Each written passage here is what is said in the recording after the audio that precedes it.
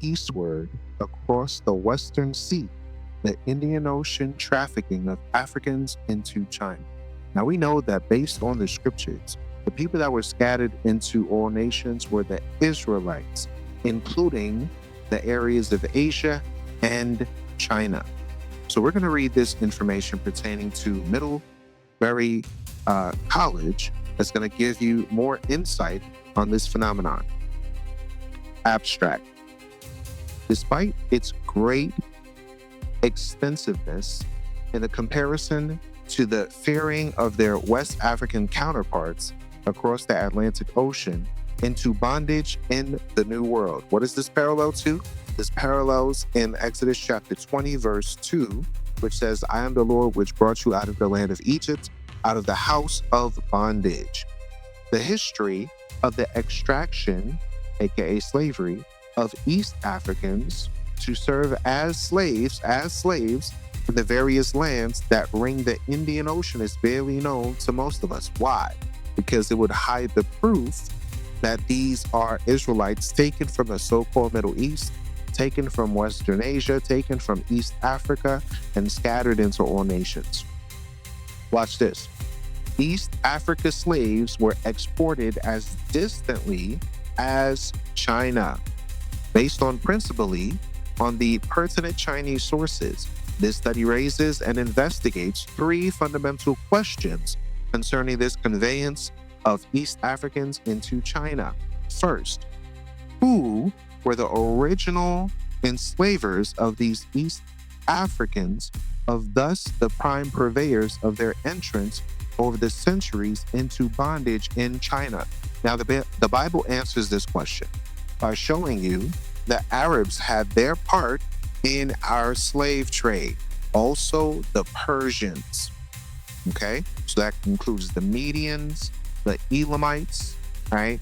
They all had a part in selling our people overseas. Also, the Babylonians, also the Greeks, also the Romans. But primarily for this discussion, we're going to focus just on China. Secondly, how that is by land or by sea, and under what auspices were these East Africans typically transported from their homelands, mainly along the Eastern African coastline, to a locale as far away as China. Third, and finally, what was the probable fate of these East Africans once they arrived in China? Keywords: Africans, Indian Ocean, Kunlun, slavery, trafficking, and China. Watch this. It says, rather, an overriding preference for geographical proximity compels us to regard any place much nearer to Africa than Antipodean China as a far more viable point for contact, thus a more credible candidate for the dubious recognition as the bastion for the trading in African slaves. In addition to India, more likely Asian prospects include the polities that ring the Persian Gulf, as well as more populated zones of the Arabian Peninsula, meaning Persians and Arabs had their part in selling the children of Israel as slaves as far off as China.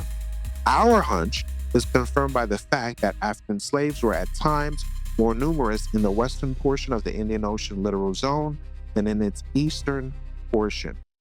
Over a period extending back some 4 millennia, meaning 4,000 years or more, the slave trading inhabitants of these nearby territories took advantage of their proximity to a seemingly endless supply of Africans who could be lured or captured and pressed into bondage, just like we read in the Bible. As a result, transoceanic slave trafficking arose very early on the eastern side of the African continent, where Arab and Persian merchants sought slaves from the 8th century CE, meaning 8th century AD. Some 7 centuries before the advent of the transatlantic slave trade from East Africa. So if you are wondering why we have a lot of Afro-Persians, or you have a lot of Afro-Islamics, right, that celebrate these traditions that come from Persia and Islam, It's because of slavery. So a lot of you blacks that converted to Islam, that was a slave religion just like Christianity. Quote, the distance between China and the source of African slaves is not all that militates against Chinese involvement in African slavery. The unfamiliar terminology used in classical Chinese texts to describe Black Africans also clouds the question of the presence of the enslaved Africans in China. The earliest designation that Chinese sources applied to Africans is Kun Lun, Kun Lun, Kun Lun.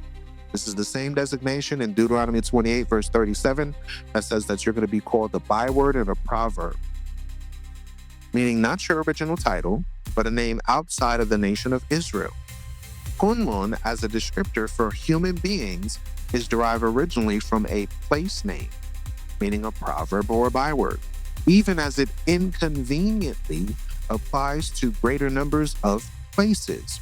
Still more problematic, Kunlun was the same name that the Chinese had already for centuries arbitrarily affixed to a profusion of non-African peoples, comprising Malays, Negritos, Papuans, Melanesians, Khmers, Champans, Srivijayans, Javanese, Borneans, Ceylonese, and Indians of South Asia, as well as the host of West Asian or Middle Eastern peoples. So wait a minute, this is telling you that the people that they called Africans, Kunlun, was the same name they gave the so-called Middle Eastern peoples, meaning the children of Israel who are from the so-called Middle East in Western Asia, Northeast Africa, that the Europeans term Middle East, they were originally renamed to Kunlun by the Chinese. Watch this. The only qualification for Kunlun status was relative darkness or blackness of skin, at least in comparison to the observer writing the classical Chinese. This extremely low threshold qualified even the occasional Chinese as a Kunlun. So that's showing you the original Chinese were Black and the Israelites were Black as well.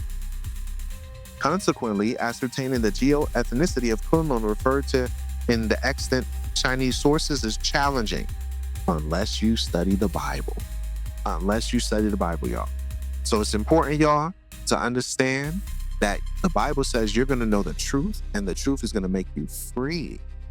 So Kunlun, most invariably in a combination with the subject suffix nu, meaning slave, Kunlunu, right, emerged as a principal descriptor for enslaved individuals of African origin, aka Israelite descent. You see that? Watch this. It says, as such, it later became not only the chief designation for the larger African captives brought in bondage by the Portuguese and other Europeans during the Ming 1368 to 1644 and Qing 1644 to 1911 dynasties, but also the normative template for their Chinese reception. You see that, y'all? More proof and evidence. This is found in various books, including from Campbell, Slave Trades and the Indian Ocean. Also, Joseph E. Harris's book called The African Presence in Asia, Consequences of the East African Slave Trade, provided by Northwestern University Press, 1971, as well as Charles H. Parker, Global Interactions in the Early Modern Age, 1400 to 1800s, 2010, from Cambridge University. Also, Don J. Wyatt, The Blacks of Pre-Modern China, printed in 2010, and L. Carrington Goodrich, Negroes in China, Bulletin of the Catholic University of Peking, 8th December 1931. Y'all, we cite our sources on the Forefront Radio. Let's go.